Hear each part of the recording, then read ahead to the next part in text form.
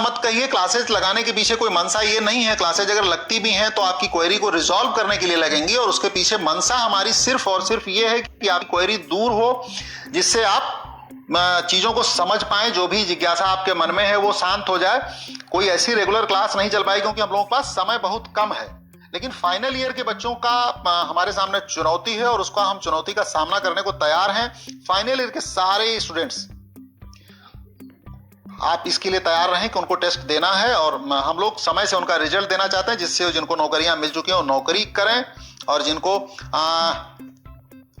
आमना internship के बारे में पूछ रही है, इंटर्नशिप के लिए अभी कुछ चीजें आई थी सामने, आपने देखा होगा। अगर देखा तो प्लीज उसे अप्लाई कर दीजिए।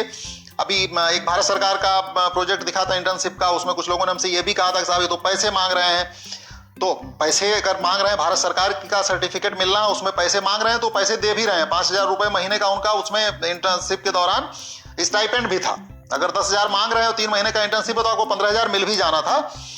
तो देखिए, अभय सिंह साहब कह रहे हैं जय श्री राम बोल दो। भाई मैं हिंदू हूं, ब्राह्मण हूं, अयोध्या से आता हूं, शिक्षक हूं, तो जय श्री राम तो हमें बोलना ही है। सुबह शाम बोलते हैं, कोई दिक्कत नहीं है, आप बिल्कुल परेशान मत हो, जय श्री राम ही है। कॉन्टैक्ट वेरीफाई होने के बाद बुक्स नहीं ओपन हो रही हैं तो आपके इंटरनेट को आपको चेक करना पड़ेगा। इसमें कहीं कोई उसमें प्रॉब्लम होगी, क्योंकि बुक न खुलने का कोई संकट नहीं है, वो संकट है।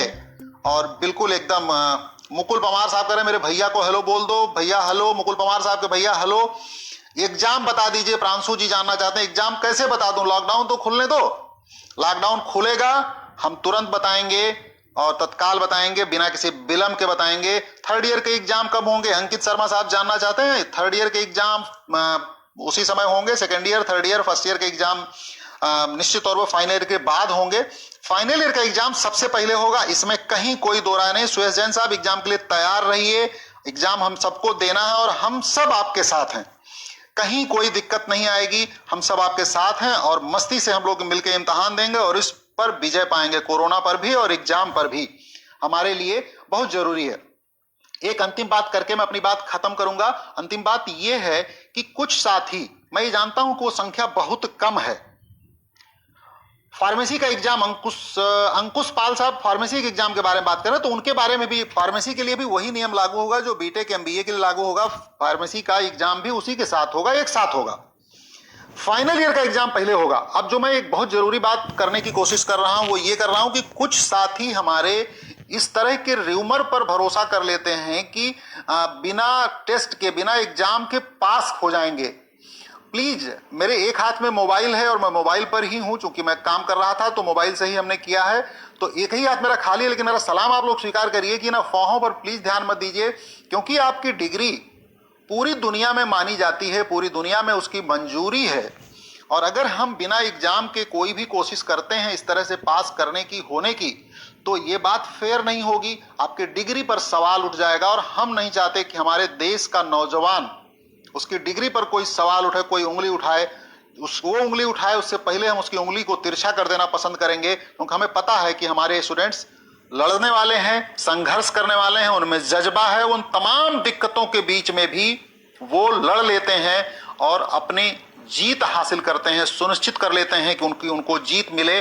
तो इसके लिए एग्जाम होगा, प्लीज किसी भी तरह की अफवाह पर ध्यान न दें, और ऐसे अफवाह को स्प्रेड भी न करें। अगर आपके सामने कोई ऐसा अफवाह आता है तो प्लीज स्प्रेड मत करें, उससे हमें सुविधा होती है, हमें कोई फर्क नहीं पड़ता। आप किसी भी सूचना के लिए, एग्जाम से रिलेटेड किसी भी सूचना के लिए आपको अपनी वेबसाइट पर, एकेटीयू की जो वेबसाइट है ektu.ac.in पर ही जाके देखना चाहिए। ज्यादातर इंफॉर्मेशन हम सर्कुलर सेक्शन में आपको देते हैं, सर्कुलर सेक्शन में जाके देखिए। अभी 30 अप्रैल कुछ साथियों ने ये जानने की कोशिश की है कि एग्जाम फॉर्म भरने की डेट बढ़ रही है, नहीं बढ़ रही है।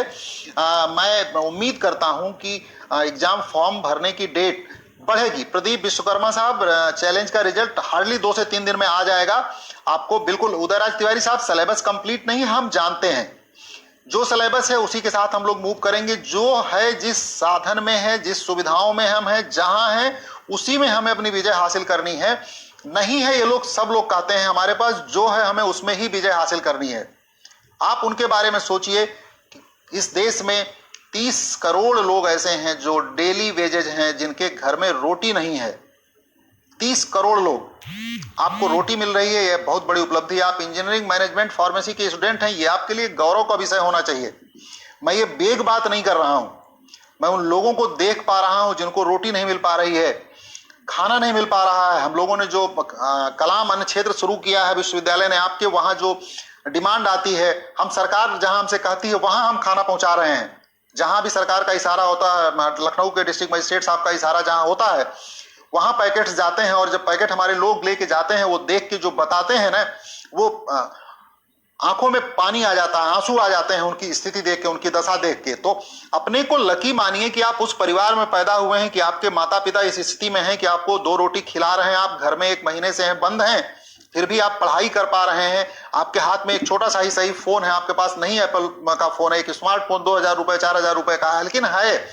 और पिता एक ऐसी चीज है जो अपने सारे तकलीफ हर के काट के आपको फीस देता है, और वो देता रहेगा। आपको पिता की उस रूप में चिंता करने की जरूरत नहीं है, खाली पिता के साथ खड़े हो जाएंगे, आपके सारे कष्ट कम कर देगा पिता। पिता वो प्राणी है, कहीं कोई दिक्कत नहीं होने वाली है।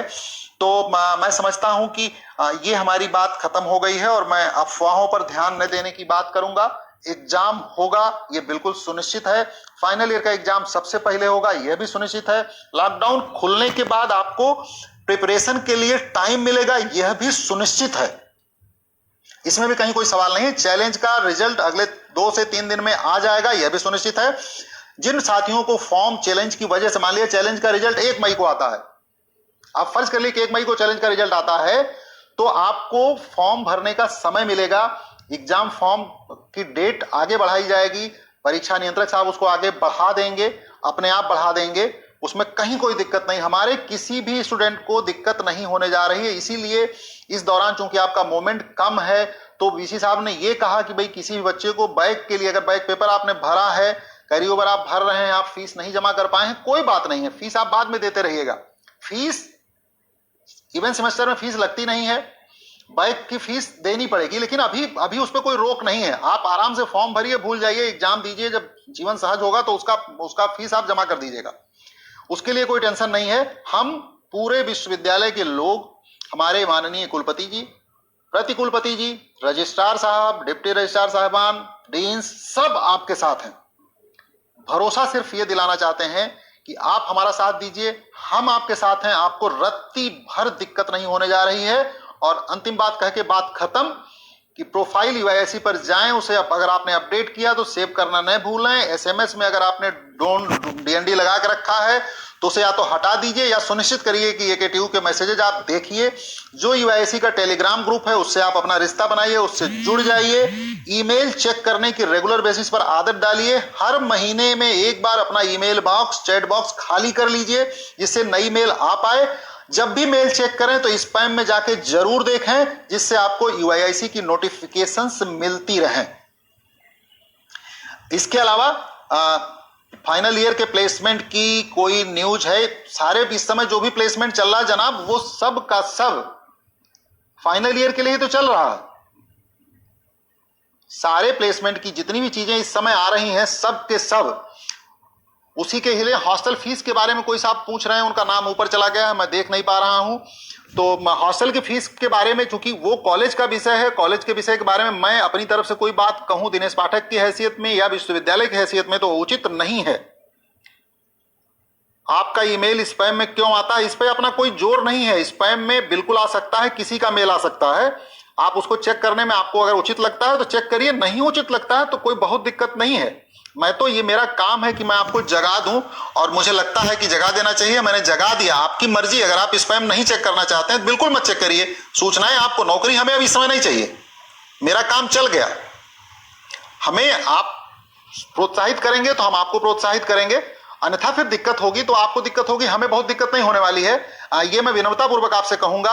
और अब मैं अपनी बात खत्म करूंगा। मेरा मन नहीं कर रहा है आपका साथ छोड़ने का, क्योंकि ठीक ठाक 645 लोग जुड़े हैं। We are requesting to you and every professors of AKTU that please arrange question paper to see our situation. बिल्कुल हम क्वेश्चन पेपर की तरफ ध्यान देते हैं। मैं आज की मीटिंग में ध्यान दिलाऊंगा, और उसमें यूपीसी कब होगा, जैसे ही होता है आपको। अभी 10 मई को तो नहीं हो रहा है, अभी 3 मई तक तो एग्जाम उसमें आ रहे हैं। रीवैल्यूएशन का रिजल्ट कब आएगा, अगले 2 से 3 दिन में आ जाएगा। ब्रीफ में स्टार्टिंग से बता दीजिए। चिराग अहलुवालिया साहब कह रहे हैं कि ब्रीफ में बता दीजिए, तो ब्रीफ में मैंने 3-4 बार बताया, लेकिन हम फिर से बता रहे हैं। हम आए थे प्लेसमेंट की जानकारी के लिए, और वो जानकारी ये थी कि कई चीजें, सूचनाओं का आदान प्रदान नहीं हो पा रहा है। जो हमारी तरफ से सूचनाएं जा रही हैं वो आप तक नहीं पहुंच पा रहे हैं, ऐसा आपका कहना था, कुछ स्टूडेंट्स का कहना था। तो हमने ये कहा कि यूआईएससी का जो पेज है, जो हमारी वेबसाइट है यूआईएससी की, वहां जाइए, अपना डेटा अपडेट कर लीजिए, अपडेट करके सेव जरूर करिए। एसएमएस पर अगर आपने डीएनडी लगा के रखा है तो या तो उसको डीएनडी को हटाइए, या एसएमएस सुनिश्चित करिए कि आप देख पाए। हफ्ते में एक बार कम से कम यूआईएससी के पोर्टल पर जाके देख लीजिए, वहां सारी जानकारियां आपको मिलती रहेंगी। अगर वंस ए वीक भी अगर आप चले जाते हैं तो कोई दिक्कत नहीं है। ईमेल आप चेक करते रहें। ईमेल चेक करने के लिए आप लैपटॉप या डेस्कटॉप का इस्तेमाल करें, मोबाइल पर ही खाली भरोसा न करें, क्योंकि स्पैम में चला जाता है, आपका मेल बॉक्स भर जाता है तो भी मेल नहीं आ पाती है। तो ये मोटी मोटी चीजें थी। एक इंपॉर्टेंट सूचना टीसीएस कोटबिटा की थी, जिसमें 15 मई लास्ट डेट है। अगर कोटबिटा का कंपटीशन आप जीत जाते हैं तो आपको सीधी नौकरी का ऑफर मिल सकता है। और कोटबिटा के, टीसीएस कोटबिटा के लिए फर्स्ट ईयर से लेके लास्ट ईयर तक का कोई भी स्टूडेंट अप्लाई कर सकता है, और वो लास्ट डेट उसकी है 15 मई। इस कोटबिटा को जीतने का जो सबसे बड़ा फायदा वो ये है कि आपको किसी भी सूरत में हाई स्कूल, इंटर में जो नंबर की बाध्यता आती है, वो बाध्यता आपकी नहीं रहेगी। अगर यहां से आपको नौकरी का ऑफर मिलता है तो उस बाध्यता से आप अपने आप मुक्त हो जाएंगे। तो ये है। पंडित बिमल मिश्रा, प्रणाम सर, नमस्कार पंडित बिमल मिश्रा साहब। लॉकडाउन के बाद ही होगा फाइनल ईयर वालों के लिए। मयंक जी, फाइनल ईयर वालों के लिए ही सारी बातें हैं। फाइनल ईयर वालों के लिए हम उनके साथ हैं और उनकी मदद करना चाहते हैं। संजीव कुमार, हाय, मैं थोड़ा लेट हो गया, बहुत प्लीज। आप इस वीडियो को शिखर दोबारा देख लीजिएगा। अब हमारी बात खत्म होने को ही है, क्योंकि रिजल्ट कब आएगा रिवैल्यूएशन का रिजल्ट मैंने जैसे पहले कहा है कि अगले 2 से 3 दिन में आ जाएगा, उसमें कहीं कोई संकट नहीं है। हाँ, हर हाल में आएगा मयंक जी, हर हाल में आएगा। तो उसमें कहीं कोई सेमेस्टर एग्जाम अपने डिस्ट्रिक्ट में ही होगा सर, इसके बारे में अभी हमारे पास कोई सूचना नहीं है। जैसे ही आएगी हम अपडेट करेंगे। इस बात से तो आप लोग भी सहमत होंगे, इसके नाम पर तो आप हमारे नाम पर बिल्कुल ताली ठोक सकते हैं कि मैं सूचनाएं तो आपको देता ही देता हूं। हंस के ताली बजाइए, रो के ताली बजाइए, गा के ताली बजाइए, लेकिन सूचनाओं की कमी तो आपको नहीं मिलने पाती। रामायण धर द्विवेदी साहब, नमस्ते। अरे, तो हमारे कविवर हैं, कविवर भी आ गए यहाँ, बहुत खूब। फाइनल ईयर का प्लेसमेंट हुआ है, यूनिट की सिलेक्शन। हाँ, सिलेक्शन वो कंपनियां जो जिन्होंने फाइनल ईयर का स्टूडेंट होने के नाते आपका सिलेक्शन किया है, वो कंपनियां अपने आप करेंगी। वो उनकी जिम्मेदारी है। उन्होंने हम लोगों को सूचना भी दी है कि जैसे ही लॉकडाउन थोड़ा हल्का पड़ेगा तभी फिर वो आपका साथ देंगे। तो बहुत बहुत धन्यवाद, आपने हमें धैर्यपूर्वक सुना। टीसीएस में सभी स्टूडेंट अप्लाई कर सकते हैं, बिल्कुल। फर्स्ट ईयर से लेके सुधांशु गुप्ता साहब पूछ रहे हैं टीसीएस में सभी स्टूडेंट अप्लाई कर सकते हैं, बिल्कुल कर सकते हैं। ये कोटबिटा का बहुत ही प्रेस्टिजियस टेस्ट है, इसे करिए। मैं आप सबसे कहूंगा कि बिल्कुल करिए, और इसमें कहीं कोई दिक्कत नहीं है। मुदस्सिर हुसैन साहब, restore 4G internet Kashmir, I am unable sir, नहीं कर सकता, मेरे से नहीं हो पाएगा। ये भारत सरकार का काम है, हम कैसे करेंगे। नमस्कार प्रभाकर जी, बहुत बढ़िया, थैंक यू। मयंक जी, प्रशांत जी, बहुत बहुत प्रणाम, नमस्कार नमस्कार। दुर्गादत्त पांडे साहब, बहुत नमस्ते नमस्ते। मनीष जी नमस्ते। ऋतिक वालस्ने साहब, बहुत नमस्ते, बहुत नमस्ते। मोहम्मद हाफिज कामरान साहब, नमस्ते, बहुत शुक्रिया। डेली लाइव, अरे बहुत कठिन करमजीत साहब, बहुत मुश्किल काम है। डेली लाइव आप लोगों से करना बहुत कठिन है, लेकिन सूचनाएं लेके हम आते रहेंगे। इस दौरान जब तक लॉकडाउन चल रहा तब तक तो कोई सूचनाओं की दिक्कत नहीं आएगी। आप हमसे व्यक्तिगत तौर पर जुड़े रहिए। विश्वविद्यालय के पेज पर आप हैं, ट्विटर के अकाउंट पर हैं, जहां कहीं भी आप मौका मिलता है आप हमसे पूछिए। हमसे जो हो पाएगा आपके लिए करेंगे। आपके लिए जो भी काम करके हमें, हमारे विश्वविद्यालय के सभी सीनियर्स बहुत खुश होते हैं जब आपकी मदद कर पाते हैं। आपके चेहरे पर खुशी दिखती है तो उन्हें अच्छा लगता है। अब हमारी बात खत्म। मैं आप सबको दिल से, तहे दिल से आपके जज्बे को सलाम करता हूं, अपना सैल्यूट करता हूं। अपने माता पिता को मेरा सादर प्रणाम जरूर बोलिएगा, क्योंकि उनकी वजह से ही हम सारे लोग सलामत हैं। उनकी दुआओं से ही हम लोग कर रहे हैं, आप लोग पढ़ाई कर रहे हैं, हम लोग आपको मदद कर पा रहे हैं। तो मेरा प्रणाम उनको, जिनके घर में भी और बुजुर्ग हैं, दादा दादी हैं, नाना नानी हैं, उनको भी मेरा भी प्रणाम, और आप भी। और हम लोग सहज जीवन की तरफ आगे बढ़ें, पढ़ाई हो, एग्जाम